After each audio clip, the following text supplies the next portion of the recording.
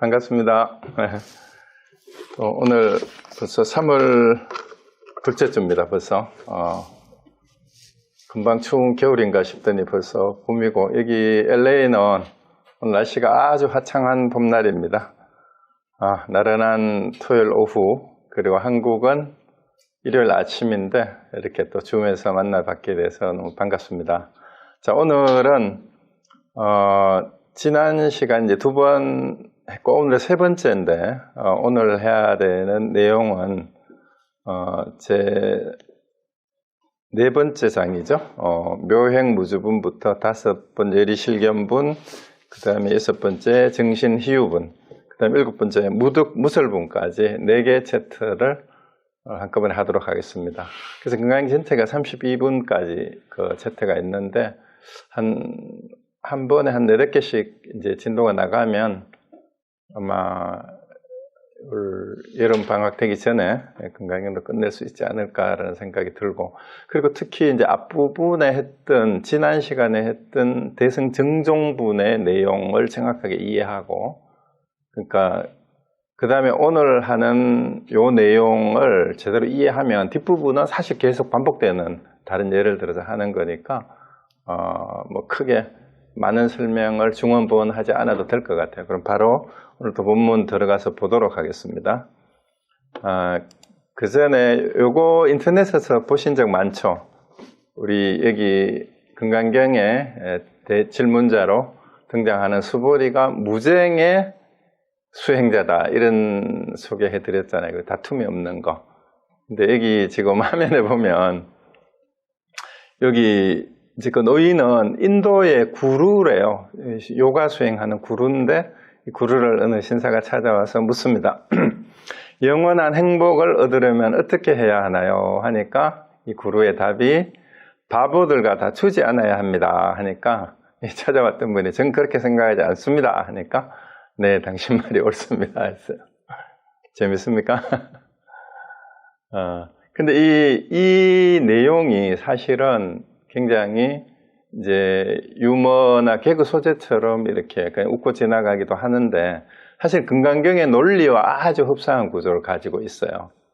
그리고 왜 수보리가 무쟁제일, 우리는 이제 그 해공제일이라고 대승불교권은 알려져 있는데 사실은 무쟁제일이라고 하는 것이 오히려 맞다. 다툼이 없는 사람의 대명사인데, 그 다투는 이유가 뭘까를 생각을 해보면 금강경에서 수보리를 내세우는 이유를 알 수 있다고 그랬는데, 다툼의 가장 근본적인 원인이 뭐라 그랬어요? 아상이 있기 때문에. 아상. 그러니까 우리가 또 일반적으로 우리 불자들이 아상이 많다, 아상이 높다 이렇게 얘기하다, 뭐 교만하다, 뭐 자만심이 많다 이런 식으로 많이 쓰는데, 사실 그거는 조금 이제 일상적인 용어에서 뜻이 조금 전용이 된 거고요. 바로 나라는 관념이, 나라는 실체가 있다라는 관념으로부터 비롯되는 거예요. 그것도. 그러니까 나라는 것이 고정된 실체로서 내가 또 나의 것이 있다라는 생각에서 나와 남을 구분하게 되고 나와 대상을 구분하게 되는 데에서 끊임없이 자기중심적인 생각을 하는 데에서 교만함도 아만심도 나온다라고 보면 되죠. 그게 결국은 자기의 이해관계를 따지고 자기가 남들보다 더 잘나고 싶고, 그것이 사실은 다른 사람과 다툼과 갈등의 원인이 되는 거다라고 이렇게 보면 돼요. 근데 여기에 우리 구루의 답변을 그냥 여기서 그냥 이렇게 보면 이제 영원한 행복을 얻으려면 어떻게 하나요? 어떻게 해야 합니까? 하니까 바보들과 다투지 않아야 합니다. 전 그렇게 생각하지 않습니다. 네, 당신 말이 옳습니다 하고 그냥 바보하고 다투는 걸 구루가 회피하는 것과 동시에 네가 바보라구나라는 것을 지적하는 것일 수도 있는데, 사실은 이제 열의 입장에서 보면 한 단계 더 나아가야 돼요. 실제로 상대방이 옳다고 주장하든 옳지 않다고 주장하든지 간에 열의 입장에서는 뭐예요? 시비 자체가 본래 없는 거예요. 그렇게 당신 말이 옳습니다라는, 야 네가 바보지라고 회피하는 그런 뉘앙스로 받아들일 수도 있지만, 어떻게 보면 절대 긍정이에요. 그렇게 네가 주장하는 것도 그것도 열애의 입장에서 보면 뭐 틀린 것 아니에요. 원래 맞다 틀렸다 할 게 원래 없는 거니까. 자, 이거 염두에 잘 두고 금강경이 왜 이런 논리가 어쩌면은 뭐뭐라고 하는 것은 뭐뭐가 아니기 때문에 뭐뭐라고 할 뿐이 이름하여 뭐뭐일 뿐이다. 또 뭐뭐는 사실은 뭐뭐가 아니다. 이런 식의 논리가 반복되잖아요. 그 앞에서도 나오고 이제 수차례 그게 수십 번 그게 나오는데 오늘은 이제 본문이 네 번째 이제 묘행 무주분 본문부터 보겠습니다. 그래서 묘행은 묘한 행이라는 뜻이 묘한 행은 머뭅이 없다라는 말은 이제 지난번에도 무주라는 말이 나왔지만 어디에 집착하거나 고정관념을 가지고 생각하는 결국은 상을 가지고 생각하는 게 없다. 특정한 상을 가지지 않는다.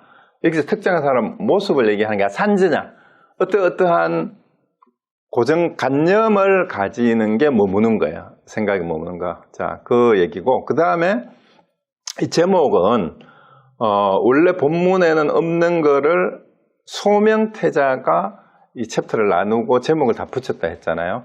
근데 지난번에 3장에서 했던 내용이 대승 정종분이었는데 왜 소명태자가 이 정종분 모든 그 경전에 서분 정종분이 있고 마지막에 이제 그 부축을 당부하는 마지막 결말하는 이런 식으로 이제 끝이 나는데 왜 금강정종분이라고 제목을 붙이지 않고 대승정종분이라고 했는가 하는 것도 한번 생각을 해봐야 될 것 같아요.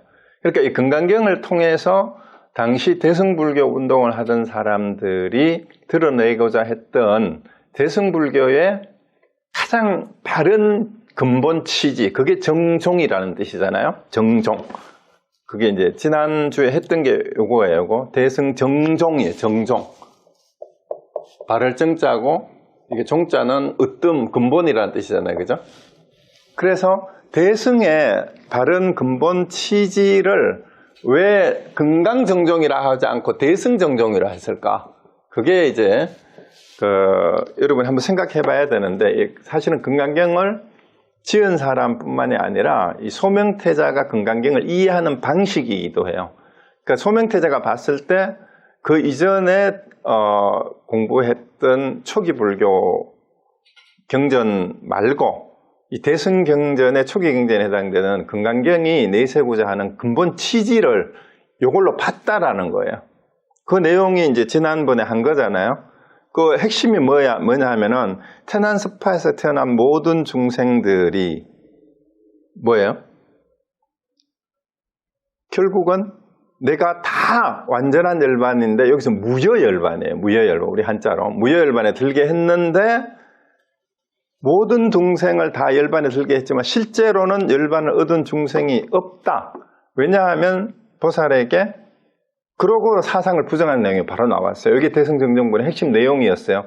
그러니까 제가 지난번 강의에서 말씀드렸던 게 왜 열애가 모든 중생을 열반에 듣게 했지만 열반에 든 중생이 하나도 없느냐 라고 하고 나서 그 이유로 사상이 있으면 보살이 아니기 때문이다. 이렇게 답을 했는가를 정확하게 이해를 하면 금강경의 핵심 내용이자 대승불교의 핵심 내용이 여기서 드러난다. 이제 그 얘기예요. 자, 그러면은 이제 지난번에도 했지만 다시 한번 이제 요약해서 상기를 하면 왜 열반을 얻은 중생이 없느냐 하면 열반은 얻을 게 본래 없고 들어가야 될 열반이라고 따로 없어요. 열의 입장에서 보면 이 세상 있는 그대로가 원래 자유로운 상태고 어디에도 구속됨이 없고 열반이라고 이름 붙일 수도 없는 그 열반은 거기 멸하는 것도 없고 생하는 것도 없는 걸 열반이라고 하니까 이름 붙일 수도 없이 원래 있는 그대로 완전한 이름 붙이는 게 다 허물이에요. 그러니까 다 어쩔 수 없이 이름을 빌려서 말을 하자면은 완전한 해탈 상태, 완전한 열반은 본래 일체 중생이 그런 상태다 이 말이에요. 원래 있는 그대로가. 그러니까 열반을 얻은 중생이 없어요. 왜? 열반이라는 말 자체가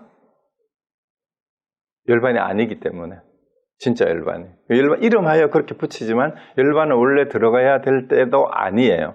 그리고 그렇기 때문에 당연히 열반에 들게 하는 주체로서 내가 들게 했다라는 거는 내가라는 말이 들어가면 열애라 하더라도 내가 있죠. 중생을 뭐뭐 했다. 자, 이게 전부 허물이에요. 내가라는 여기는 아트만이니까 아상이 있죠. 중생을 하면 여기 중생상이 있죠. 뭐뭐 했다라고 하면 했다는 상이 있는 거예요. 그러니까 이런 게 있으면은 열애가 아니야. 그러니까 대승불교의 근본 취지가 본래 부처고 우리는 본래 열반 상태에 들어있을 뿐이다. 그러니까 only don't know고 only don't know기 때문에 just do it 할 뿐이에요. 그래서 당연히 아상, 인상, 중생상, 수자상, 그러니까 여기는 우리가 이제 번역을 저는 그렇게 하기로 했죠. 내가 자아가 있다는, 고정된 실체가 있다는, 자성이 있다는 관념이에요. 자성이라고 하는 게 더 낫겠네. 자성이 있다는 관념, 윤회의 주체가 있다는 관념, 살아있는 존재로서 중생의 실체가 있다는 관념, 그 다음에 우리의 수명을 유지하는 어떤 실체, 그걸 영혼이라고 부르든 수명이라고 부르든 목숨이라고 부르든 그런 게 실제로 실제한다는 관념이 있다면 보살이 아니기 때문이다. 이렇게 얘기했는데 이거는 열애가 보살에게 하는 얘기로서 보살은 대승불교의 상징적인 이제 존재인데 이런 상을 가진 사람이라면 대승불교의 수행자라고 할 수 없다라고 이렇게 얘기를 하는 거예요. 그러니까 이제 대승정령물의 취지가 이거였는데 이제 사장으로 넘어와서 자 근본 뜻이 이건데 이제 행을 하는데 그렇다면 대승의 근본 취지를 아는 사람은 어떻게 삶 속에서 행동을 해야 실천을 해야 되느냐라는 구체적인 예시가 바로 묘행이에요. 묘행. 그리고 그 구체적인 행위는 어디에도 머물미 없이 해야 된다라는 걸 예를 들고 있습니다. 자, 본문이 어떻게 이제 예를 들고 있는지 한번 봅시다. 자, 또한 수벌이여 보살은 어떤 대상에도 머무는 바 없이 보시해야 한다. 이런 바 행색에 머물지 않고 보시해야 하며 소리, 냄새, 맛, 감촉, 현상에도 머물지 않고 보시해야 한다. 자, 이제 보시가 나왔어요. 보시가. 자, 그러면은 대승불교의 실천 수행 지침으로서 내세우는 게 몇 가지예요? 초기 불교에는 그 수행 방법을 뭘로 내세웠어요? 고진멸도에서 8가지, 8정도였다면 대승불교는 뭐예요? 대승불교에 실천해야 되는 6가지 덕목. 그게 육바라밀이잖아요. 그 육바라밀 가운데 첫 번째가 보시잖아, 그죠? 보시, 인욕, 지계, 정진, 선정, 지혜, 그 내용이에요. 그래서 보시부터 이제 얘기를 이제 하고 있는데, 자, 그래서 일단 보시를 먼저 내세우는 이유는 보시는 남에게 베푸는 거잖아요. 이 베풀 때에 내 거다, 내다, 내 거다라는 생각이 있으면 남에게 사실 베풀기가 힘들고 베푸더라도 아상을 가지고 베푸는 게 되면은 이게 제대로 된 보시가 아니다. 그게 이제 무주상보시, 부주상보시, 무주상보시, 이제 한자 그렇게 하죠. 그 얘기를 하는데 그래서 보살은 육바라밀을 실천을 해야 되는데 자, 육바라밀 가운데 첫 번째인 보시부터 하는데 보시를 하되 어떤 대상에도 하는데 여기 대상이 뭐냐 하면은요. 여기 잠깐만 제가 여기 대상이 산스크리트 원문을 제가 안 옮겨왔는데 원문이 바스투라고 산스크리트가 그렇게 되어 있는데 와스투? 바스투.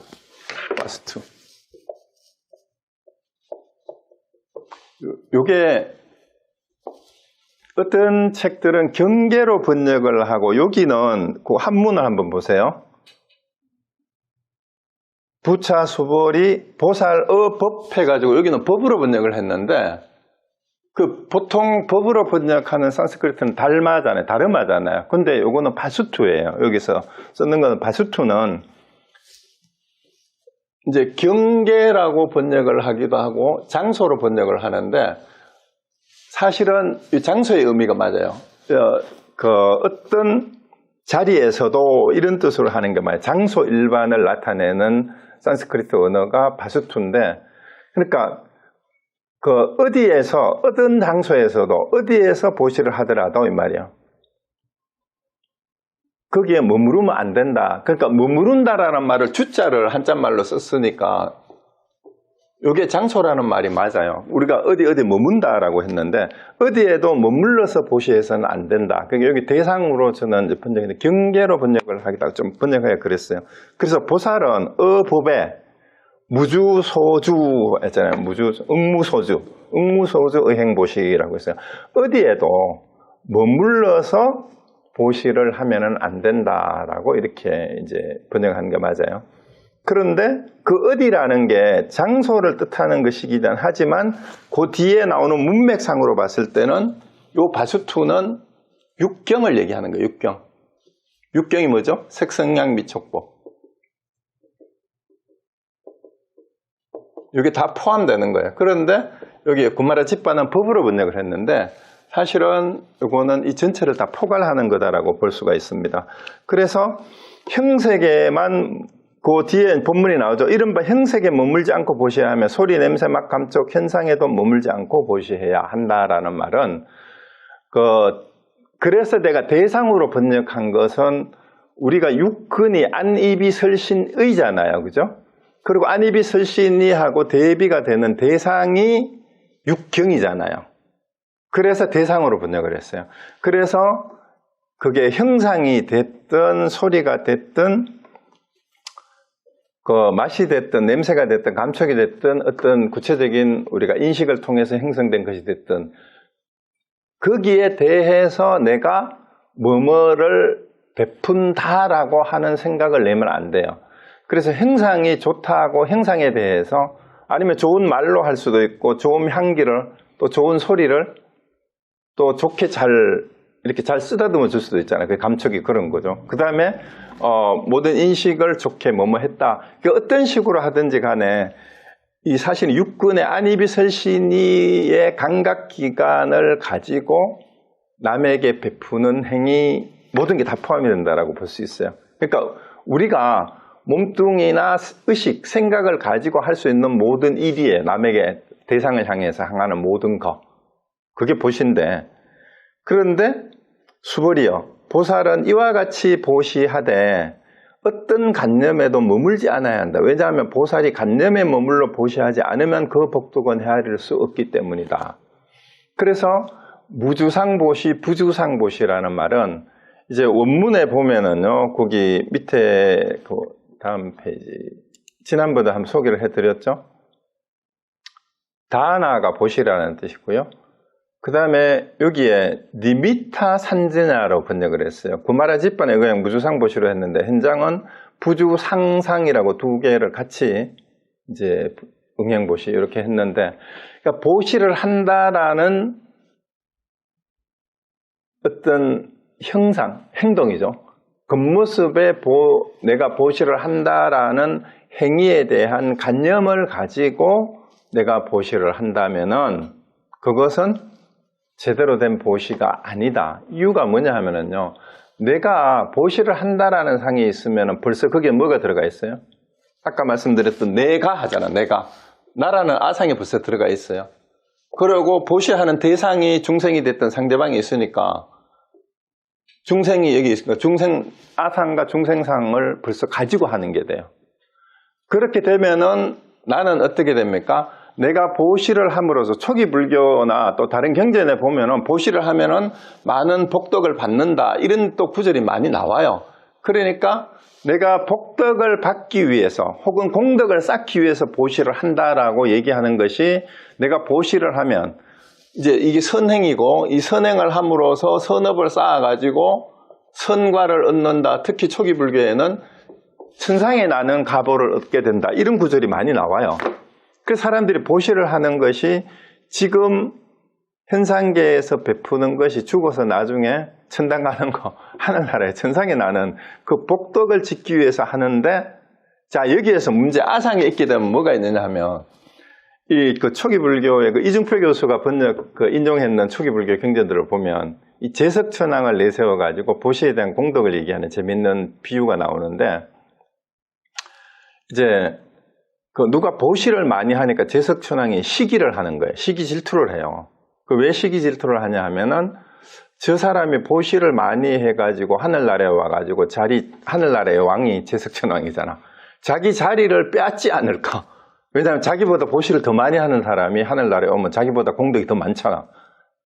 그래서 이제 제석천왕이 딱 보니까 엄청나게 보시를 많이 하는 사람인데, 저 사람이 천상에 와가지고 나보다 보시를 더 많이 한 사람이면은 자기 자리가 위태로운 거야. 그래서 이제 제석천왕이 변장을 해가지고 그 사람한테 가가지고 협박을 해요. 너 보시하면 지옥 간다 그래요. 그러니까 이제 이 사람이 나 그런 말을 생긴 듣도 보도 못했다. 어째서 그러냐 하니까, 그러면은 보시하는 사람이 지옥을 간다면 보시를 받는 사람은 그럼 어디를 가느냐, 이렇게 또 이렇게 질문을 해요. 그러니까 제석천왕이 이제 그 질문에 답을 제대로 못하고, 이 사람은 이제 자기 생색을, 그러면은 당신은 왜 때문에 보시를 하느냐 이러니까, 나는 이제 중생들을 위하여, 그냥 자기 복덕을 위해서가 아니라 내가 가진 모든 것을 그냥 이제 주고자 할 뿐이다라고 얘기를 하고, 그 다음에 또 같은 경전했고, 다음에는 이제 비둘기하고 매를 내세워요. 그래가지고 이제 보시를 많이 하는 사람을 시험하기 위해서 제석천왕이 다른 사람을 비둘기로 이제 그 변신을 시키고, 자기는 매가 돼가지고 이제 그 보시 많이 하는 사람을 비둘기가 찾아가게 해요. 그 비둘기가 가가지고 지금 매가 나를 잡아먹으려고 쫓아오니까 나를 숨겨주십시오 하니까, 이제 보시를 많이 한 사람이 그 비둘기의 생명을 불쌍히 여겨서 감춰줍니다. 숨겨줘요. 그러니까 매가 금방 따라와가지고 비둘기가 이리 들어왔는 거 아는데 당신이 숨겼으니까 내놔라 그래요. 그러니까 생명 함부로 해치면 안 된다. 그러니까 비둘기를 내줄 수 없다 이러니까, 당신은 비둘기의 생명을 보호해 주려는지는 모르지만 나는 비둘기를 잡아 먹어야 사는데 나는 굶어 죽어도 좋단 말이냐. 그럼 나한테는 왜 보시를 베푸지 않느냐. 이렇게 따집니다. 그러니까 그렇다면 꼭 비둘기를 잡아 먹지 말고 비둘기 대신 다른 먹을 것을 주면은 네가 굶어 죽지 않게 내가 해줄 수 있는데 다른 먹을 거를 주면 안 되겠냐 이러니까, 난 다른 걸 안 먹고, 그렇다면은 네 살점을, 네 살 무게를 비둘기 무게하고 똑같이 잘라주면은 그거를 먹고 가겠다고 이렇게 얘기를 했어요. 그래서 이제 자기 살을 잘라가지고 저울에 달아보니까 비둘기 무게 아무리 잘라놔도 비둘기가 더 무거운 거야. 그래가지고 자기 몸을 통째로 올리니까 비둘기 무게하고 똑같아졌어. 그래서 그렇다면 나를 통째로 먹으시오. 그 얘기를 듣고 제석천왕이 이제 시험하려고 일부러 그랬으니까, 자기 전부를 그냥 진짜 버리는 사람이구나 하고, 당신은 어째서 이렇게 그 보시를 하려고 하느냐 하니까, 이제 그 무수상 보시에 대한 얘기를 해요. 그러니까 이 보시를 함으로써 내가 이익을 얻고자 하는 것이 아니라, 이제 오직 이제 베품 자체가 그냥 내가 해야 되는 일이기 때문에 마땅히 한다고 얘기를 하니까, 이제 제석천왕이 당신은 복덕을 구하는 게 아니냐 이러니까, 난 복덕을 구해서 하는 게 아니다라고 얘기를 하니까 이제 안심을 해요. 자기 자리가 위태롭지 않다고. 그러고 이제 크게 제석천왕이 감동을 해가지고 이제 다시 돌아갔다라는 얘기가 있는데, 여기에서 예를 잘 들어보세요. 우리가 보시를 행할 때 항상 비둘기하고 매하고 관계처럼 모순이 되는 상황에 직면할 수가 있고, 그 다음에 현실적으로 우리가 그런 관념적인 얘기보다 여러분들이 사찰이나 어떤 단체에 가서 보시나 헌금이나 도네이션을 한다고 칩시다. 그럼 당장 절에 가면 어떻게 해요? 보시를 많이 하면은 당장 주지스님부터 주변의 신도들이 엄청 치하를 하죠. 그런데 같이 보시를 하는 사람들 중에 여러분들도 보시를 잘하는 사람이 있는데 어느 날 갑자기 잘 모르는 사람이 나타나가지고 자기보다 보시를 더 많이 하면은, 또 절에서 일을 또 더 많이 하면은 어떻게 돼요? 이상 셈이 되게 많아. 그리고 괜히 자존심이 상하고. 여러분 그런 거 느낀 적 없어요? 아니면은 좀 부담스럽기도 하고 조금 부끄럽기도 하고, 저 사람 저렇게 보시를 하고 맨날 저렇게 봉사를 잘하는데 나는 제대로 못해서 미안하다고 하기도 하고, 이런 감정이 들 수 있죠. 약간 아니면 셈이 나기도 해요. 저 사람은 뭐 저렇게 많아가지고 가진 게 많아서 맨날 저렇게 보시를 하고 생색을 낼까? 이러면서 또 흉을 보는 사람들이 있어요. 그래서 보시를 하는 것이 무주상 보시가 아니고 티를 내게 하게 되면 이게 시기와 질투와 다툼의 원인이 될 수도 있어요. 그 다투지 말라는 것이 건강의 근본 취지인데, 그 보시를 하면서도 내가 아상을 가지고 보시를 하게 되면 내가 남을 베풀었다, 남을 위해서 뭐뭐를 베풀었다라는 생각을 가지게 되는 순간 벌써 자기의 이해 득실을 따져요. 그것이 자기 만족감이든 명예욕이든 그 속에 들어가 있는 거예요. 아상이 있기 때문에. 그리고 그걸 보는 사람들도 거기에서 부러움이든 시기든 질투든 이런 감정이 싹트게 되고, 그 다음에 스님들이나 신도들이 그 사람을 대하는 게 보시를 많이 하는 사람은 대접을 더 잘 해줘. 밥 먹는데도 상석에 앉히고 주지스님 앞에다가 앉히고 이렇게 되잖아. 그러면은 거기에서 이미 분열의 싹과 다툼의 싹이 생기는 거예요. 그래서 그런 보시 하지 말라고 하는 겁니다. 실제로 그렇죠. 리얼하죠. 내가 가끔 가는 절도 그래요. 가보면 말이 많아. 누가 보시를 했는데 보시를 해놓고 거기 와서 또 상을 내. 또 그 사람은 또 자기가 보시를 많이 했다고 또 스님들하고 같이 앉아서 밥을 먹어. 그리고 특별 대접을 해요. 스님들도. 일반 신도들한테 주지 않는 차를 또 대접을 해주고. 그러면은 이제 다른 사람도 섭섭하죠. 자, 이런 것들이 보시의 문제점이에요.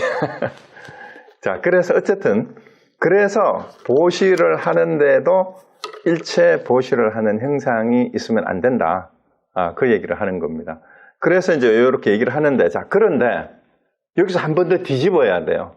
그 보살을 하는데 무주상 보시를 해라라는 것은 이제 흔히 이제 대승불교에서 실천 수행자로서 이상형으로 제시된 보살이 해야 되는 행위인데, 열의 입장에서는 뭐예요? 보시를 해야 될 것도 본래 없고 받아야 될 사람도 본래 없고 보시를 해야 되는 물건이나 행위 자체도 본래 없는 거예요. 그게 진짜 무자성이에요. 이거를 정확하게 이해해야 구마라집바가 그 사상이 아니라 팔상을 8가지로 번역했다 그랬잖아요. 작자도 없고 지은자도 없고 수자도 없고 받을 숫자예요. 목숨 숫자가 아니라.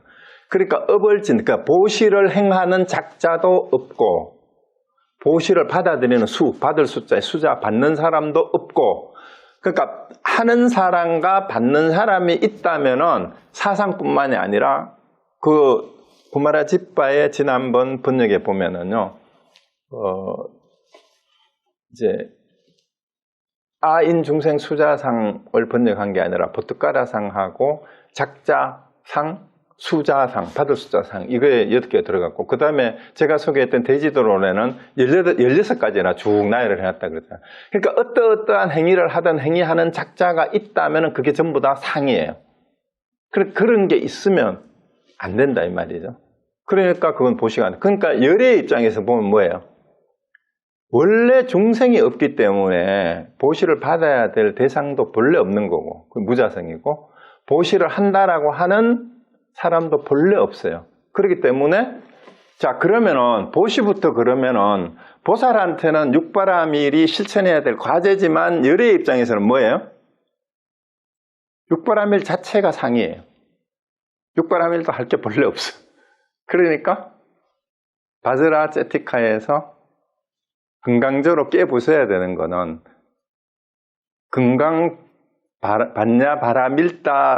반야바라밀 자체를 다 깨부셔야 돼. 육바라밀을 행해야 된다는 것 자체도 본래 없어요. 요걸 분명히 하고 가야 돼요. 열의 입장에서 보면 육바라밀도 할 게 본래 없는 거예요. 자, 그래서 보살은 끊임없이 자꾸 육바라밀을 실천해야 된다라고 수보리만 해도, 이제 보살은 이제 대승불교에 와서 상정화된 이상형이긴 하지만 초기 불교의 개념으로 본다면 어떤 사람이 보살일까요? 물론 옛날에는 이제 원래 보살의 어원상으로 봤을 때는 그 부처님 의원이라고 하면 그 쓰임의 용도로 봤을 때 부처님이 깨닫기 전에 전생담을 얘기할 때 보살로 묘사가 됐는데 사실 대승불교에 와서 보살은 초기 불교의 성현이라고 하는 이제 사행사가 그러니까 수다원부터 사다함, 아나함, 아라한이 벌써 예륙가는 깨달음의 진리의 흐름에 들어간 사람이니까 그때부터 성현이에요. 그게 보살이에요. 어쩌면은. 그러면 초기 불교에서는 아직은 예륙가에도 들어가지 못한 일반 신도들이 아라한으로 가기 위한 보살로 가기 위한 가르침이 이제 주로 초기 경전이라면 대승불교에서는 그러한 성인들이 아라한을 성취한 사람이 보살이 완전한 열애의 삶을 사는 길을 얘기하는 게 대승불교다. 이렇게 봐야 됩니다. 그거를 차별을 두고 봐야 돼요. 그래서 열애의 입장에서는 그렇다라는 거죠. 그러면은 이제 수보리가 보살은 어떻게 해야 합니까? 라고 계속 얘기를 하는 거는 그 질문 자체가 뭐예요? 아직 수보리한테도 뭐뭐를 해야 되는 게 남아있는 거야. 근데 열애는 해야 한다라고 말을 하지만 원래 할 게 없다라고 자꾸 얘기를 하는 거예요. 그래서 이 보살의 질문과 답변을 해주지만 열애가 뭐뭐라고 하지만 뭐뭐 해야 하지만 사실 할 게 원래 없다. 포인트가 어디에 강조점이 두어지는가를 정확하게 보고 가야 열애가 드러나요. 자, 그걸 보고 그 다음 문제를 한번 봅시다.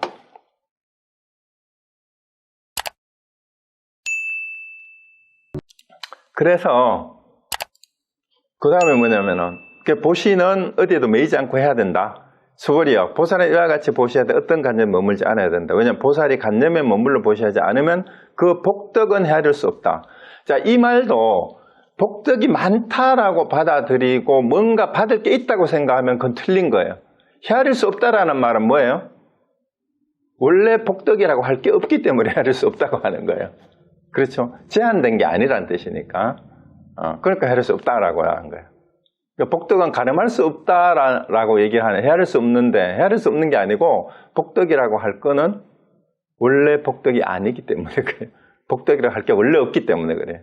자, 그러면 이제 봅시다.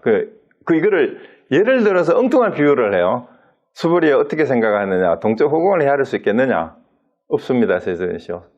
수보리여 남서북방 사이사이 아래 위 허공을 헤아릴 수가 있겠는가? 없습니다. 세전이시오. 수보리여 보살이 관념에 머물지 않고 보시하는 복덕도 이와 같이 헤아릴 수 없다. 수보리여 보살은 반드시 가르친 대로 머물러야 한다. 자, 동서 남북 상하 사방 허공을 헤아릴 수가 있습니까? 여기서 허공을 비유로 얘기했어요. 이와 같이 복덕이라 할 것은 사실은 실체가 없는 거라는 거예요. 헤아릴 수 없다, 많다는 말은 사실은 실체가 복덕이라고 할 것도 없다라는 말을 이렇게 얘기하고 있습니다. 그래서 보살은 가르친 대로라는 말은 지금 이렇게 얘기하는 것처럼 어디에도 머물지 않고 머문다라는 그 말입니다. 머물지 않고 머무는 그것이 이제 보살이 여기서 해야 되는 거다라는 그 얘기입니다. 자, 그러면 여기 이제 사장은 이렇게 이제 끝이 나고, 그 다음 한번 봅시다. 자, 5장으로 가면은, 이제 유명한 열의실견분이에요. 이제 첨사구계가 나오는 건데요. 자, 수보리여 어떻게 생각하느냐? 신체적 형상을 가지고 열애라고 볼 수 있겠는가? 없습니다. 세전이시여. 신체적 형상을 가지고 열애라고 볼 수는 없습니다. 왜냐하면 열애께서 말씀하신 신체적 형상은 바로 신체적 형상이 아니기 때문입니다. 그러니까 이제 마지막 개송으로 한 게 마지막 구절이 무릇 형상이 있는 것은 모두 망하니 모든 형상을 형상이 아니라 보면 곧 열애를 본다. 이게 참 논란이 많은 구절이에요. 자, 왜 그런가 일단 한번 봅시다. 여기서 신체적 형상이 앞에서 말씀드렸던 상으로 번역한 산스크리트어 원문이 세 가지가 있다 그랬죠. 니미따는 이제 니미따 그냥 외형적으로 파악되는 겉모습이나 행동, 그게 니미따고, 보시를 한다 했을 때 보시하는 행동은 니미따고, 그 다음에 얼굴 외관 자체는 니미따인데 이것이 어떠한 특징적인 어떤 형상을 얘기할 때는 락샤나라 그랬어요. 그러니까 열애가 가지는 특별한 32상, 80 종호 이런 게 있다고 얘기를 했을 때는 이건 특상이니까 그게 락샤나죠. 신상 혹은 특상으로 번역을 했어요. 신체적 형상. 그 신상으로 번역을 했죠. 여기서 그게 락샤나고, 그리고 니미tta에 대해서든 락샤나에 대해서든 어떤 기준을 가지고 거기에 대해서 의미 부여를 한 관념을 산지냐라고 그랬어요. 그죠? 그게 진짜 해야 될 상. 우리가 상을 버려야 된다, 아상을 버려야 된다, 사상을 가지면 안 된다 할 때는 샨즈냐라 그랬어요. 근데 샨즈냐 앞에는 니미tta 산즈냐가 뭐뭐에 대한, 보시에 대한 보시 니미tta 산즈냐가 있을 수 있고, 그 다음에 락샤나 산즈냐가 있을 수 있어요. 그러니까 부처님의 열애의 신체적 특징에 대한 락샤나 산즈냐가 있는 거죠. 그런데 이제 요거는 이렇게 구마라집바 거를 번역을 했는데, 이제 특히 이제 뒤에 있는 범소해상 계시어망 약견재상 비상 측견 열애에 대한 해석이 이제 원문을 가지고 좀 비교를 해봐야 될 것 같아요. 구마라집바 이렇게 번역한 그 산스크리트 원문을 보면 여기 이제 단어 하나하나를 제가 이렇게 그 몇 사람이 한 거를 보고 참고해서 이렇게 해놨는데, 이거예요. 락샤나 삼성 특상을 가진, 이거를 전체를 번역하면 이제 번역한 건 볼게요.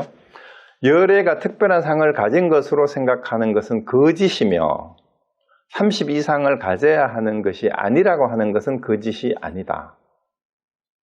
참으로 열애의 특별한 상은 특별한 상이 아닌 것으로부터 열애가 보여져야 한다. 원문을 직역하면 이렇게 돼요. 근데 이것도 정확한 번역인지는 알 수가 없어요. 왜 그런가 하면 이제 어느 부분이 문제가 되냐 하면은 그 위에 셋째 줄 보세요. 특상 아님으로부터 락샤나 아락샤나 타스, 이게 문제가 돼요. 락샤나 아락샤나 타스. 락샤나가 이제 신체적 특징이라 그랬죠. 아락샤나니까 특상이 아닌 것 이렇게 되는데, 타스는 몸으로부터 이런 뜻이건데, 이제 그 앞에 문장을 일단 보세요. 앞 문장은 별로 어려운 게 없어요. 열애가 특별한 상을 가진 것은 거짓이다잖아. 열애가 특별한 상을 가진 것으로 생각하는 거, 그거는 거짓이다 이렇게 이제 됐고, 그 다음에 특별한 상이 30 이상을 가져야 하는 것이 아니라고 생각하는 것은 그건 거짓이 아니에요. 자, 이렇게 해놓고 문제가 요 락샤나 아낙샤나 타스를 해석하는 게 산스크리트 원문 경전을 연구한 연구자들 사이에서도 번역이 크게 두 갈래, 세 개로 갈라져요. 일단은 근데 현장은 한자로 어떻게 번역을 했나 하면 이렇게 번역을 했어요. 모든 상을 갖추었다는 건 다 허망하다. 이거는 앞에는 거의 비슷하죠. 재상 구조. 요거는 앞부분에 열애가 상을 가진 건 거짓이다. 이걸 이렇게 번역한 거예요. 그리고 나아가 상을 갖추지 않았다는 건 허망하지 않다니까 산스크리트 원문에 거의 가깝죠. 그런데 상은 상이 아닌 것과 같이 열애를 보아야 한다. 원문을 보면 그렇게 해석이 돼야 돼요. 상은 상 아닌 것처럼 그렇게 열애를 봐야 된다. 근데 그 원문에 좀 가까운 것 같은데, 문제는 이 한글 번역은 일단 조계종 표준 번역은 그냥 한문본을 구마라집바를 그대로 번역한 거예요. 신체적 특징들은 모두 헛된 것이니 신체적 특징이 아님을 본다면 바로 열애를 보리라 이렇게 했고요. 자, 문제는 강묵스님, 섬열스님, 정재성, 이중표 요 네 분은 산스크리트 원문을 직접 보고 번역을 했어요. 그런데도 번역이 달라요. 근데 일단 한번 봅시다. 강묵스님은 뭐라고 번역했냐면은 32가지, 이거 갈로 쳤는 거는 이렇게 이제 그냥 이제 삽입한 거예요. 원문 없는 거. 상을 구족했으므로 열애라고 보면 그것은 거짓이다. 이거는 이제 원문 그대로 한 거예요. 32가지 대인상을 구족했으므로 열애라고 보지 않으면 그것은 거짓이 아니다. 참으로 이와 같이 32가지 대인상과 32가지 대인상이 아니라는 두 측면에서 열애를 봐야 한다. 이렇게 번역을 했어요. 자, 그 다음에 하고 나서 네 개를 비교해 봅시다. 승열 스님은 거룩한 모습을 완벽하게 갖추었다고 하면 가장에서 말하는 것이 거짓이요 이렇게 말하는 거 똑같죠. 거룩한 모습 30 이상을 이렇게 했고, 거룩한 모습을 완벽하게 갖추지 않았다고 하면 가장에 말하는 것이, 요거는 이제 크게 둘 다 뜻에 문제가 없어요. 표현은 조금 다르게 했지만, 그러므로 거룩한 모습을 갖추었거나 거룩한 모습을 갖추지 않았거나 열애를 볼 수 있어야 한다. 이 두 사람은 좀 비슷한데 뭐예요? 열애가 30 이상을 갖추든 갖추지 않았든 두 측면에서 다, 그러니까 강묵스님은 상을 가지고 있는 것도 보고 상을 가지고 않는 두 측면을 동시에 봐야 된다 이렇게 번역을 한 거고, 승열스님은 뭐예요? 상을 갖추었건 갖추지 않았건 위에는 엔드로 번역을 했고 밑에는 오아로 번역을 한 거예요. 그죠? 약간 뉘앙스가 다르죠? 그 다음에 전재선 교수는 제일 비교를 많이 했어요. 이제 산스크리트 원문, 막스 밀러의 번역본, 그 다음에 그 티벳본, 그리고 심지어는 하와이 대학의 칼루파 하나 교수를 만나가지고 그 부분을 어떻게 해야 되는지 토론을 했대. 그 어디 갔죠? 요거. 요 셋째로 락샤나 아낙샤나를 락샤나 아나타나타스 요거를 어떻게 해석해야 되느냐 했는데 일단 이제 이분은 이렇게 번역을 했어요. 특징을 갖춘 것은 허망함이 있고 특징이 아닌 것을 갖춘 것은 허망함이 없습니다. 요거는 됐어요. 앞 문장은 특별히 문제가 없어. 그러므로 우리는 특징이 없는 특징을 통해서 열애를 보아야 합니다. 왜 이렇게 했나 하면 그 원문을 이중표 교수 거 마저 보고 합시다. 열애가 특징을 구족했다고 생각한다면 그것은 거짓이죠. 열애가 특징을 구족해 않았다고 생각하면 그것은 거짓이다. 일단 이거는 문제가 없어, 앞부분은. 라고 실로 이렇게 열애의 특징이란 어떤 특징도 구족하지 않는 것으로 열애를 보아야 한다. 이건 또 뉘앙스가 다른데. 자, 어디가 문제냐 하면은요.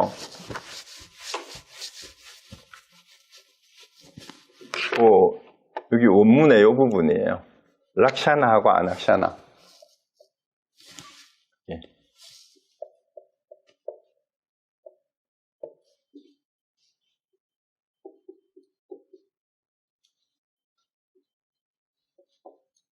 자, 일단 타스는 이제 뭐뭐로부터라는 뒤에 조사로 보면 돼요. 뭐뭐로부터. 요거는 두고 요거를 한번 보세요. 락샤나는 뭐라 그랬죠? 상이라 그랬잖아요. 신상, 특상.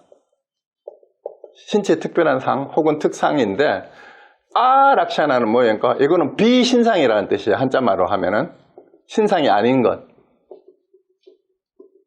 근데 요 번역이 뭐가 문제냐 하면 앞에 이 두 분은 강묵 스님하고 성열 스님은 요 두 개를 강묵 스님은 동격으로 봤어요. 그리고 성열 스님은 병렬로 봤어요. 병렬. 그러니까 엔드 오아로 봤고 그 다음에 전재선 교수는 한정 수식하는 걸 뒤에서 앞으로 수식하는 한적 수식용법으로 이걸 본 거예요. 그리고 이중표 교수는 뭐예요? 이렇게 특징이란 어떤 특징도 구족하지 않는 것으로 보아야 한다는 이거를 주격이고 이거는 보호로 본 거예요. 그렇죠. 그러니까 동격으로 보느냐 한정 수식하는 거로 보느냐 주어 이거를 주격으로 보고 그 다음에 보호나 목적으로 보느냐 이 차이가 있는 거예요. 이거는 보호로 본 거죠. 자, 그래서 뜻이 똑같이 산스크리트 원문을 봐도 이렇게 번역이 달라지는데 한문 번역을 보면 더더구나 더 헷갈리게 되는데 그러면은 요 관계를 이제 이중표 교수는 어떻게 한 거예요? 열애를 볼 때 어떤 특징도 없는 것이 열애의 특징이다 이런 뜻이 되는 거예요. 그러니까 열애는 어떻게 돼요? 열애는 특징이라고 특별히 가진 게 없다. 열애의 특징이라고 한다면 특징이 없는 게 특징이다. 이렇게 뉘앙스가 그렇게 돼버려요. 그런데 실제로 현상계에서는 열애는 특징을 보여요? 안 보여요? 특징 보이기도 하잖아. 30이 정보를 보인단 말이에요. 그러면은 그것도 완전한 번역이 아닌 것 같아. 그 다음에 요거를 한정수식하는 걸로 예를 들어 전재선 교수가 하는 거는 특징이 없는 특징도 마찬가지죠. 그렇게 한정수식을 해도 특징 없는 특징으로 열애를 봐야 하는 것도 특징이 없는 특징을 가지고 열애는 특징이 없는 걸로 봐야 된다. 이렇게 가는 거고 그 다음에 강묵 스님은 특징도 보고 특징 아닌 것도 두 측면에서 열애를 봐야 된다. 이렇게 얘기를 하고 성년 스님 같은 경우는 특징이 있거나 없거나 열애를 봐야 된다. 오히려 성년 스님께 더 어느 게 더 여러분이 맞는 것 같아요. 뉘앙스가 특징이 있거나 없거나 이것도 그러면 어떻게 봐야 돼요? 열애를 열애가 32종으로 갖추고 있어요? 없어요? 자, 그 위에서 그러면 앞부분을 보면 돼요. 열애가 대인상을 구족했다고 하면 거짓이다라고 했잖아요. 분명히 요거는 네 사람이 번역이 똑같잖아. 그리고 열애가 특징이 있다고 하면은 거짓이 아니다 했으니까 두 측면에서 본다라는 말은 말이 안 맞아. 강목수님 번역은 앞문장하고 문맥상 봤을 때 둘 다 본다는 말은 말이 안 맞아요. 거짓이라고 분명히 얘기를 했는데 뭘 둘 다 보냐. 둘 다 볼 게 없죠. 자, 그래서 이제 이 번역을 어떻게 해야 되느냐. 이것도 여러분도 한번 해보세요. 그 다음에 영어 번역을 봐도 마찬가지야. 영어 번역을 봐도. 이거는 에드워드 꼰치하고 레드 파인의 번역을 봤는데, 이거 영어를 직역을 일부러 해봤어요. 이거 막스로 번역에 일부러 표식을 해봤어요. 그 이제 상인데, 락샤나를 이렇게 번역. 표식을 가진 것이 있는 곳은 어디에나 속임이 있고, 거짓이 있고, 이 말이니까. 표식이 없음을 가지지 않은 곳은 어디에나 속임. 이거는 영어가 명백한 오역이에요. 여기 no가 no possession or no marks로 하면 안 돼. 표식이 있으면 거짓이다. 이렇게 해야 되거든. 그럼 이중 부정이 되면 궁정이 돼버리잖아. 그러니까 이거는 에드워드 콘체가 no marks로 하면 안 돼요. 막스가 있는 것은 no possession이다. 이렇게 해야 되죠, 그냥. 그러니까 이거는 영어 번역이 잘못된 것 같아요. 그러므로 열애는 표식 없음들로부터 표식으로 보여진다.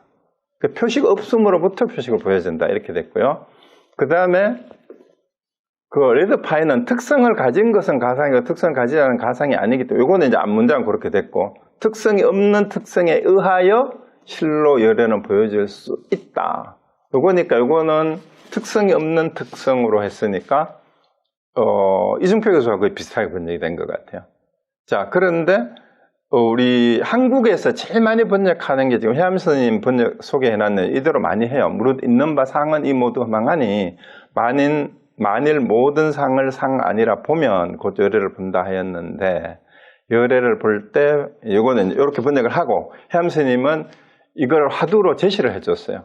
자, 이 개송 가운데 이제 그 원문 구마라집바의 원문을 이렇게 주고 열애를 볼 때 분갑불 이상으로 더 빠르게 보는 열애를 바로 보면 한 글자를 가려보라 이렇게 이제 문제를 내주셨는데 요 본소에서 계시면 약간 이제 생각. 자, 일단 저는 번역을 이제 이거 하면서 저도 요거를 보다가 또 한국에 제가 공부했던 해암 스님 제자 중에 시문 선생님이라고 있어요. 최 선생님하고 또 통화도 하고 카톡 주고받으면서 요거를 번역을 하면서 같이 점검을 받았어요.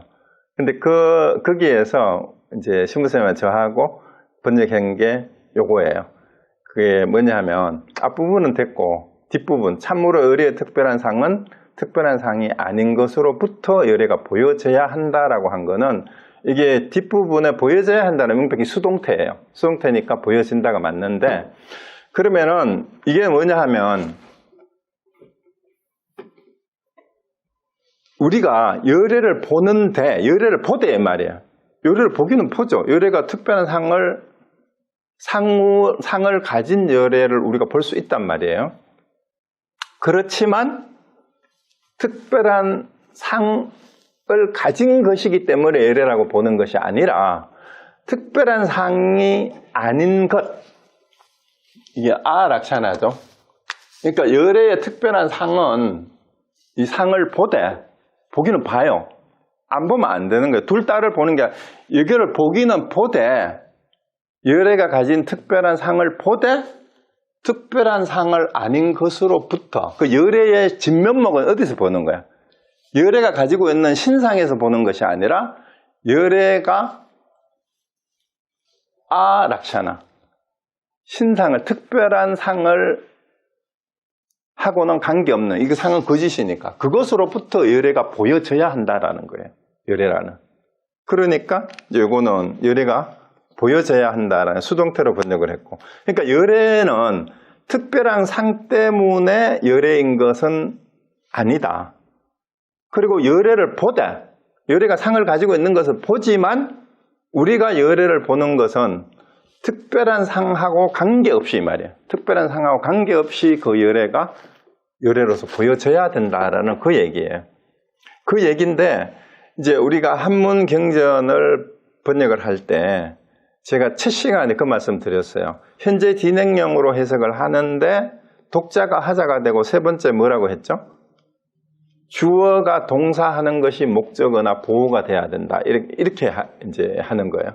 주어가 뭐뭐 하는 것이 그래야 나와 대상이 구분이 되지 않고 하나가 되는 주객이 일치가 되게 해석을 한다라고 했는데 그러한 번역을 왜 해야 되느냐 하면 바로 아상이라는 것을 없이 번역할 수 있어야 돼요.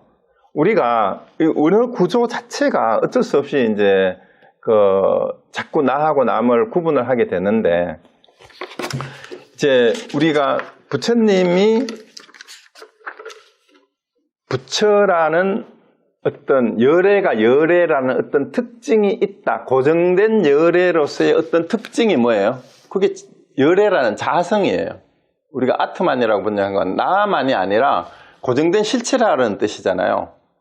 제본무아라고 할 때 그 아트만은 자성으로 번역을 하는 게 맞아요. 아라고 번역을 하니까 자꾸 나하고 너를 구분하는데, 어떤 것이 됐든지 간에 고정된 실체가 없다라고 하는데, 예를 들어 부처가 열애라는 자성이 따로 있고 중생이라는 자성이 따로 있다면 어떻게 돼요? 부처는 부처고 중생은 중생이니까 따로 놀게 되고, 부처가 중생이 될 수가 없어요. 열애라는 자성이 어떤 특징이 따로 있고 중생이라는 특징이 따로 있으면은 영원히 중생은 부처가 될 수 없어요. 그러니까 부처라고 하는 자성도 따로 없고 중생이라고 하는 자성도 따로 없기 때문에 원래 중생이 부처다라는 말은 뭔 말이냐면 고정된 실체가 원래 없단 말이에요. 부처든 중생이든. 그러니까 중생이 부처고 곧 부처가 중생이다라는 얘기가 가능해지는 거거든요. 그래서 부처라는 자성이 특징이 따로 없기 때문에 누구나 어떻게 하면 돼요? 부처처럼 살면, 뭐가 부처처럼 살면 사는 거예요? 어떤 상도 가지지 않고 사는 거. 그 사람이 부처예요. 근데 어떤 상을 가지면은 부처가 아니에요. 그래서 부처처럼 누구나 살 수 있는데 뭐만 버리면? 상만 버리면. 니미따나 락샤나에 대한 산제나만 짓지 않으면. 그 산제나가 뭐예요? 산제나가 색수상 행식할 때 그 상이에요. 오온 중에서 가장 핵심되는. 그게 없으면 그게 열애의 삶이다라는 얘기죠. 그러니까 형상이 있는, 여기는 그냥 했는데 사실은 여기서 말하는 문맥상으로 봤을 때는 모든 형상이 있는 거라고 했으니까 일체 모든 형상으로 구마라집바는 이제 해석을 해버렸어요. 그리고 우리도 해석을 그렇게 많이 해요.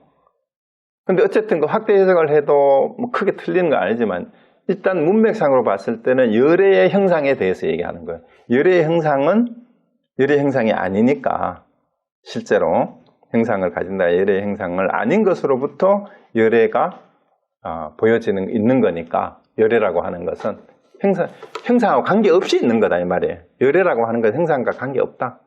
쉽게 얘기하면 그걸 이렇게 어렵게 얘기한 것 같아요. 열애는 형상하고 관계없는 거니까, 그래서 형상하고 관계없이 열애를 봐야 된다. 그런데 열애를 어떻게 봐요? 열애가 대상화되면 어떻게 돼요? 벌써 열애를 봐야 된다 이렇게 얘기하면 어떻게 해요?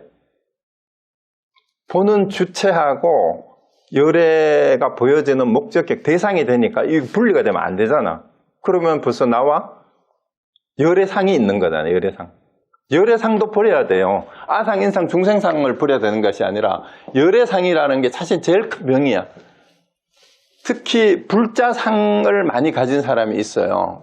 우리 여기 지금 강의 들으시는 분들도 마땅히 불자라면은 불자가 어떻게 그럴 수 있어? 법사가 어떻게 그럴 수 있어? 스님이 어떻게 그럴 수 있어? 이게 전부 다 뭐예요? 그 상이에요. 그럴 수 있지 뭐. 언제든지 그럴 수 있어요. 누구나. 그런 상을 가지지 마세요. 그러니까 불자는 이래야 된다, 부처는 이래야 된다. 그게 상이에요. 그런 거 원래 없다라는 거예요. 그런 거 원래 없다라는 거예요. 다만 이래야 된다라는 거는 뭐만? 어떠한 상도 가지지 않아야 되는 거야. 그러니까 상 없는 상. 어떠한 상도 가지지 않아야 되는 상. 그렇게 왜 수동태로 번역을 했느냐? 이 주체로 능동태로 번역하려면 자꾸 내가 뭘 적극적으로 해야 되는, 뭐뭐 해야 되는 게 생겨버려요. 그러니까 수동태로 그냥 있는 그대로 보여진다예요. 진리는 내가 발명하거나 만들어내는 거 아니라 원래 있는 거를 그냥 발견하는 거잖아요. 발견하는 쪽에서는. 그리고 진리 자체의 입장에서 보면, 진리 자체가 열애니까 열애 자체의 입장에서 보면은 진리가 있는 그대로 드러날 뿐이야. 그러니까 보여지는 거지. 그 수동태로 번역하는 게 맞아요.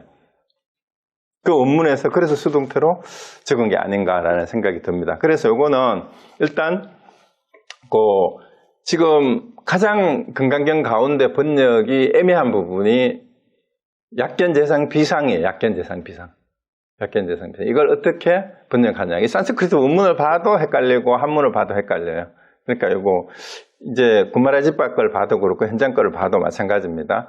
그러니까 요 부분을 받아들이는 게 한마디로 쉽게 얘기하면은 열애는 우리가 흔히 형상이 있다라고 얘기하지만 사실은 열애는 형상과는 무관하게 있는 그대로 열애가 일체 상도 없이 말이에요. 지금 핵심어가 상이에요. 상. 부처라는 상, 열애라는 상조차도 없이 열애는 있는 그대로 그냥 드러나게 보여질 뿐. 왜? 그냥 있는 그대로이기 때문에 수동태로 해놓은 거예요. 우리가 어떻게 벌써 능동태로 본다 해버리면은 보는 것 자체가 뭐예요? 나의 인식 작용을 통해서 구성한다는 말이 상을 지어서 보는 거예요. 상을 지어서 보면 안 돼. 그 보려면 어떻게 해야 돼요? 뭐가 열애가 돼야 돼요? 그 보여지는 것과 그 보여지는 걸 보는 것이 하나가 되게 보면 돼요. 그게 뭐예요? 그게 바로 주객이 일치되게 번역하는다. 그래서 제가 힌트를 첫 시간에 드렸어요. 주어가 동사하는 것이 곧 열애다, 목적어다라고. 이게 접견열애라고 해놔서 예도 들어 보여줬잖아요. 자, 그거 한번 해보시고. 그래서 우리 지금 혜암 선생님이 문제를 많이 내서 여기에 범수해상 계시하면 약견재상 비상 접견열애라는 요 한자 구절이에요. 요 구절. 요거를 이제 번역을 하고, 여기 한 글자가 18글자죠. 18글자 중에 열애를 바로 보는 법에 한 글자가 있다는 거예요. 열애를 바로 보는 법에 한 글자. 그래서 이 한 글자를 가릴 줄 아는 사람이라야 금강경의 뜻을 바로 안다. 그래서 이 한 글자를 가려보라라는 화두를 냈어요. 그래서 실제로 이 중에서 답을 하면 돼요. 근데 여기에 이제 중복되는 글자가 상자도 중복되고 견자도 중복되고 빼면은 사실 15자 중에 한 글자죠. 그래서 실제 요 중에 한 글자를 가려내는 거예요. 그리고 그 이유를 찾으면 돼요. 어째서 그런가. 이게 이제 화두를 점검하는 방법인데, 제가 그 선으로 보는 금강경이라고 소개를 해드려서 김태환 선생이 번역했는데, 그 책이 완전히 제가 보니까 이 화두를 점검하지 않고 자기 마음대로 풀이를 해놨는 게, 실제 혜암 선생님이 거론을 해. 혜암 선생님이 이 사국에에 한 글자가 있다. 이 한 글자를 가려라 해가지고 많은 학인들을 골탕을 먹였다라고 이렇게 해놓고 뭐라고 얘기했나 하면은, 부처할 때 부도 한 글자고 처도 한 글자고 다 한 글자다. 이런 식으로 그 해설을 강의를 했더라고요. 그리고 거기 이제 강의 듣는 사람들이 현장에서 그 한 글자를 가려보라 해서 한 글자 가려보세요 하니까 뭐 상자입니다, 허자입니다, 뭐 이런 식으로 뭐 이제 얘기를 하는 사람도 있었고, 나중에 이 사람들이 그 강의를 할 때 이 한 글자는 그냥 첫 시간에 여시안문 할 때 이것이 그 한 글자다. 이것이니까, 그러니까 그 사람 논리대로 하면은 범사여상 계시만 할 때 범할 때 한 글자고 소할 때 한 글자고 유할 때 한 글자고 그 하는 그것이 한 글자다. 이런 식으로 풀이를 해놨어요. 그거 아니에요. 그러니까 그런 식으로 하면 그거는 이제 본분 도리를 잘못 쓰는 게 돼요. 우리 말도 이해를 못하는 게 상식적으로 그냥 요 18글자 중에 한 글자가 열애를 바로 보는 글자가 있으니까 그 중에 한 글자를 가려내서 어째서 그 글자인가 하고 해석을 해보면, 힌트는 제가 드렸던 주어가 목적어하고 분리되게 따로따로 해석하면 안 된다고 했어요. 이걸 답을 꼭 한번 해보세요. 그러면 뜻이 분명히 살아날 겁니다. 이 문제, 마지막 문제를, 자, 열애를 바로 본다 했는데 어떻게 해야 열애를 바로 보면 한 글자를 꼭 한자 중에서 한 글자를 한번 가려보십시오. 자, 그러고 이제 그 다음 또 가겠습니다. 그래서 열의실견분이 이제 첫 번째 사국에라고 해서 여기 나왔네, 이렇게 됐고. 자, 그 다음에 6번째 세트, 정신희우분입니다. 자, 바른 믿음은 드물다. 자, 이렇게 이제 얘기를 했어요. 이제 대승정종분에서 일체 중생이 일반에 들게 했지만, 하나도 내가 중생을 일반에 들게 한 적이 없다. 그리고 사상을 가지면 안 된다. 그 다음에 열애는 형상으로 보면 안 된다. 열애는 형상과 무관하게 보여져야 된다. 이렇게 얘기를 하니까 수보리가 이제 무슨 세존이시오. 잘못 어떤 중생들이 이와 같은 말씀이나 글귀를 듣고 진실한 믿음을 내겠습니까? 야, 이걸 누가 믿겠습니까? 이런 말을. 여러분 믿습니까? 앞에 얘기했는 거. 대승경정분이나 예리실견분, 그 다음에 묘행 무주분, 보시를 어떻게 해야 된다. 자, 이게 믿어져요? 이해가 됐어요? 그러니까 이제 부처님께서 수불에게 말씀하셨다. 그런 말 하지 말라. 열애가 열반에 든 500년 뒤에도 계율을 지니고 복덕을 닫는 이는 이러한 말에 신심을 낼 수 있고, 그 다음에 진실로 여길 것이다. 이런 사람은 한 부처님이나 두 부처님, 다섯 부처님께 선거를 씌울 뿐만 아니라 이미 한량없는 많은 부처님 초소에서 여러 가지 선거를 심었으므로 이 말을 들으면 한 생각에 청정한 믿음을 내는 사람이다. 근데 여기 원문에는 이제 구마라 집파가 이제 번역해서 빼버렸는데, 우리가 500년 뒤 누가 믿겠냐 이러니까 500년 뒤 하면은 여러분 생각나는 거 없어요? 말세가 되어도 이 말이잖아요. 그죠? 그 얘기예요. 그게 원문에 있어요. 정법이 쇠퇴할 시기가 되었을 때도 이 말이 들어가 있어요. 500년 뒤 정법이 쇠퇴할 때가 되었을 때도 이 말이에요. 500년 뒤 정법이 쇠퇴되었을 때 또 계율을 지니고 복덕을 닦는 이란 말에 신심을 낼 수 있고, 이것을 진실로 여길 것이다. 자, 그리고 여기서 또 걸리는 게 있어요. 열반도 본래 없고 육바라밀도 해야 될 게 없다고 했는데 여기서는 또 계율을 지니고 복덕을 닦아야 한다는 말이 또 나왔잖아요. 이거는 또 어떻게 해야 돼요? 그러면은 금강경에서 부처님이 하시는 말씀은 전부 다 뭐예요? 계율, 부처님이 계율이라고 하는 것은 계율이 아니기 때문에 이름하여 계율일 뿐이고, 복덕은 복덕이 아니기 때문에 이름하여 복덕일 뿐이고, 이거를 육조단경에는 어떻게 했어요? 개정해를 해설하면서 개는 뭐예요? 심지무비 자성개요. 그 다음에 정은 심지무란, 어지러움이 없는 것이 자성정이고, 그 다음에 해는 심지무치 자성해다, 이렇게 했듯이, 저도 개도 마찬가지예요. 개를 그대로 가면 심지무비.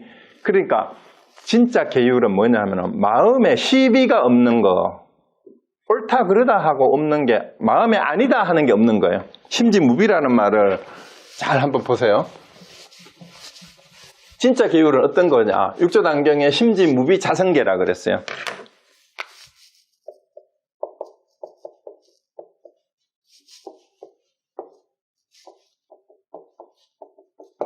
이게 자성계예요.